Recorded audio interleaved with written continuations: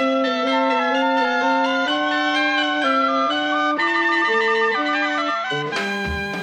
everyone to Card Collectanea. This is Cindy. I'm finally back with another card.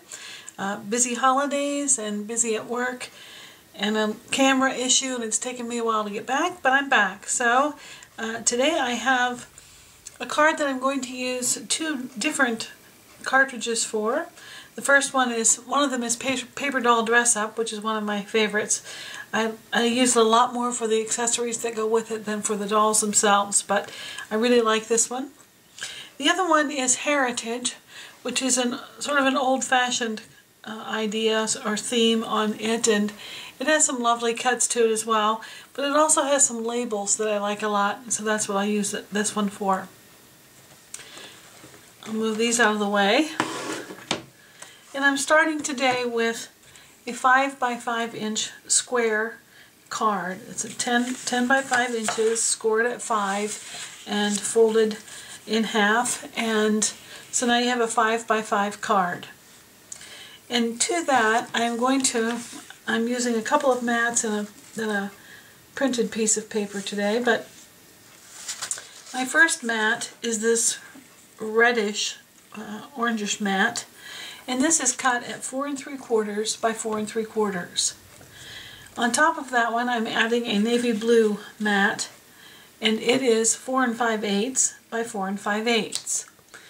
And on top of both of those, then I'm going to add this sort of plaid paper. This is taken from Stack 8 from DCWV. It's got red and blue and a tan and then a lighter tan in it. And so I'm going to put all three of those together and then put something in the center and then my cut. So I'll put these down and I'll be right back.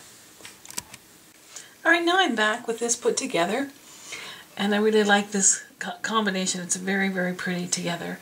And you may notice that this is more masculine in its color scheme, so this was my plan. And so now I'm going to add into the center here, I'm going to do a couple of more mats, the same red, the same blue. The red is a 3 by 3 inch square. On top of that I'm adding a 2 7/8, just 1/8 inch smaller, blue square. And on top of that I'm going to add another print from the same pack. These were coordinating designs. They were right next to each other in the booklet, and they have the same colors, only this one's a circular print. So I'm going to put these three together, and then I will put this right in the center of this card. Well, actually I'm going to leave space at the top, more at the top than at the on the bottom, and then I'll show you what I'm going to do next. Alright, I have this finished now, and I have to admit it looks a little odd at this point, but it will look good in a moment, I hope. So I've got this little square mats in the middle here onto this plaid, and what I wanted to use for my cut I found in Paper Doll Dress Up. It's on page 66 of the manual, and it's this cowboy hat right here, and I just think it's so cute. And like I said, I wanted it to look masculine, so I cut the hat at 2 inches. Now, one of the issues with the Paper Doll Dress Up cartridge is, although it has many, many accessories, they don't come with shadows. So you have to, if you want to shadow something, you have to do it yourself. What I did was cut the hat, then I mounted it onto a piece of lighter colored paper. The hat is the craft color. The backing or the shadow is an off-white, like the off-white in this paper that I have on the card.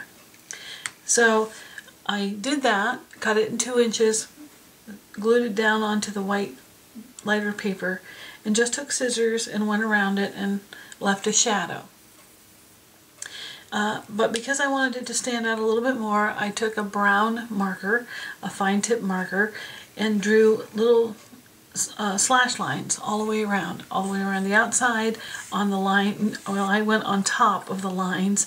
I have found that if you try to write on these lines that are slits, you get a very crooked line. So I drew my dotted lines just above those lines that were cut in there.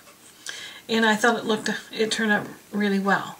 And in a moment I'll put that down with some foam tape and bring it up off the card, and then it will look better. It's really cute when you get it done. Now, what I decided to use for the sentiment, I found in Heritage. This is on page 26 of that manual. And you'll see in the center ones here, up in the top, is this feature called Frame. And the bottom one, not the shift one, has an open space. I didn't use that one, and I didn't use these together, but I just went for this solid one, which is the shift on the frame.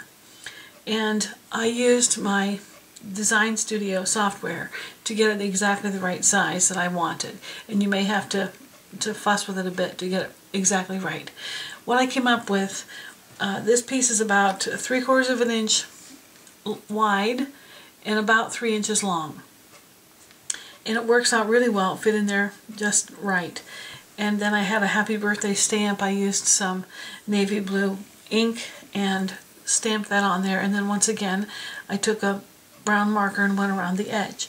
And I like that a lot, except that on the ends of this, I don't know if you can see it on camera, but there are little holes here. And I thought, well, if I only had a navy blue brad, I could put through there, but I didn't. So after trying to figure out what to do next, I came up with the idea of adding stars. So I punched a star using a Fisker's star punch. That's this one right here. And I punched that in blue. And I like that, except that it didn't show up really well, I didn't think. This is the same blue that's in the mats. So at Christmas time at Joann's, Joann sold this tiny punch, Studio G it is, and it fits, this tiny little star fits right into that bigger one, and they're exactly the same shape proportionally, and so I decided to put those two together and put that on. So that's what I went ahead and did, and I think it will turn out very, very well. I'll put these all together and I'll come back and show you the finished product. Before I stick them onto the card, I wanted to show you I put some foam tape on the back of each one, and then with these little stars I put the red one on top of the blue one, and then I'll put these onto the card. Alright, I'm back, and it has turned out so cute. I really like this for a masculine card. I did decide to go ahead and put this star on some foam tape so it sticks up a bit, and with the happy birthday up off the page too, it sticks out nicely, and the hat really shows up well here. So I hope you like it. I think it's masculine, but it could be for a man or a boy. I appreciate your coming back, and hopefully I'll be back soon. Thanks so much. Bye-bye.